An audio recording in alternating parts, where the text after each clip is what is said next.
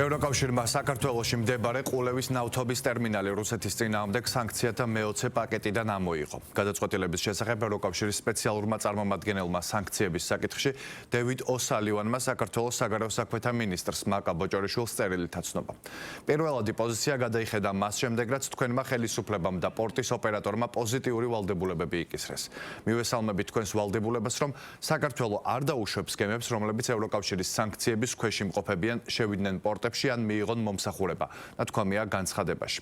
თემაზე ჩვენი ჟურნალისტი თათია ტაბეშაძე მუშაობს, რომელიც ახლა პირდაპირ ეთერში გვერდება. თათია, გისმენთ.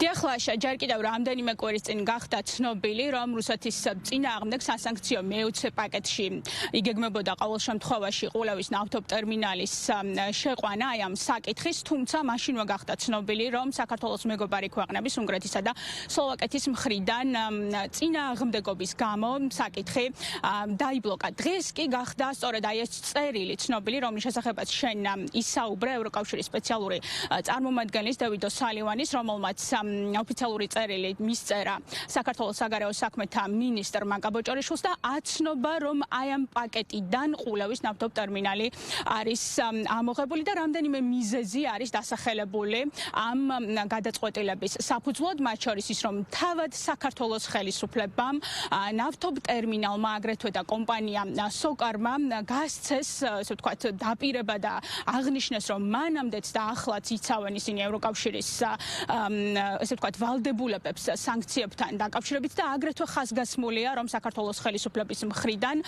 მიიღეს კონკრეტულ ტანკერთან დაკავშირებით ცნობა და ერთგვარი მადლიერება აქვს გამოხატული დევიდ ოსალივანს, რომ კონკრეტული გემი არ იქნა პორტში დაშვებული საქართველოს მხრიდან.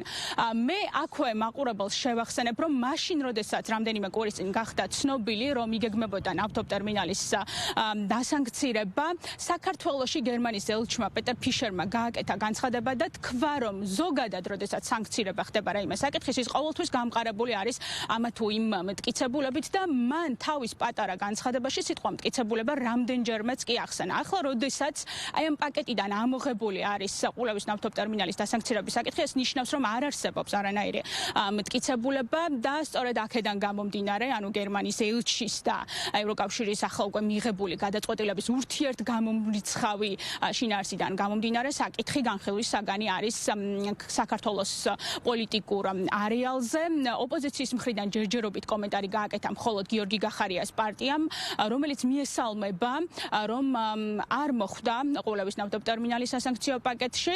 სხვა ოპოზიციურ წარმომადგენლებს ჯერჯერობით არ გაუკეთებიათ კომენტარი, რაც შეეხება ქართულ ოცნებას, მართლ პარტიას. ის ამბობს, რომ მორიგჯერზე დადასტურდა, რომ საქართველოს წინააღმდეგ ეწევიან კონკრეტული პირები დივერსიას და ერევიან საქართველოს შიდა პოლიტიკაში. ახლა ისინი ითხოვენ გერმანიის ელჩ პეტერ ფიშერისგან განმარტებას, თუ რა მტკიცებულებები არსებობდა იმის თაობაზე, რომ საქართველო არ იცავდა პირობითად ევროკავშირის მიერ დაწესებულ სანქციებს აი ამ ნავთობ ტერმინალთან მიმართებაში და თუ კი არსებობდა მტკიცებულებები, მაშინ მისგან მოითხოვენ ახლა ამის გასაჭაროებას.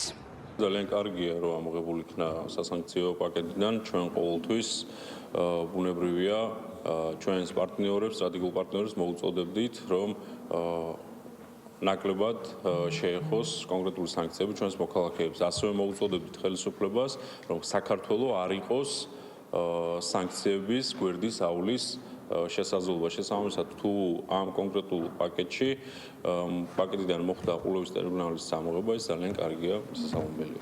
ეს კიდევ ერთი ნათელი დასტურია იმისა, რომ არა მარტო ამ საკითხთან დაკავშირებით, ზოგადად ევრობიუროკრატია აწარმოებს საქართველოს წინააღმდეგ ამ მიმართულებით ქვეყნის შიდა პოლიტიკურ სივრცეში საინფორმაციო დივერსიას. სამწუხაროდ გერმანიის ელჩი, ამ ყველა ქვეყნის ელჩი პირდაპირ არის ჩართული საქართველოში პოლიტიკურ პროცესებში. მათ შორის ესეც იყო ერთ-ერთი საკითხი, სადაც ეს ადამიანი აქტიურობდა და პირდაპირ აცხადებდა, რომ ყულევის ნავთობ ტერმინალთან დაკავშირებით არსებობდა კონკრეტული მტკიცებულებები, რომ ამ საკითხის შეტანა სასანქციო პაკეტში ეფუძნებოდა კონკრეტულ არგუმენტებს. სად არის ეს არგუმენტები მაშინ და რის საფუძველზე მოხდა ჯერ ამ საკითხის შეტანა ამ სასანქციო პაკეტში და შემდგომ რის საფუძველზე მოხდა ამ საკითხის ამოღება სასანქციო პაკეტიდან. მისასალმებელია ნამდვილად ეს გადაწყვეტილება ევროკავშირის მხრიდან. კიდევ ერთხელ ჩვენი მოსახლეობის უპირველეს ყოვლისა დადასტურდა, რომ საქართველოს ხელისუფლება პატიოსნად კეთილსინდისიერად ასრულებს თავის პარტნიორებთან აღებულ ვალდებულებებს და უპირველესად უკრაინელების მიმართ აღებულ ვალდებულებას, ასე ვთქვათ.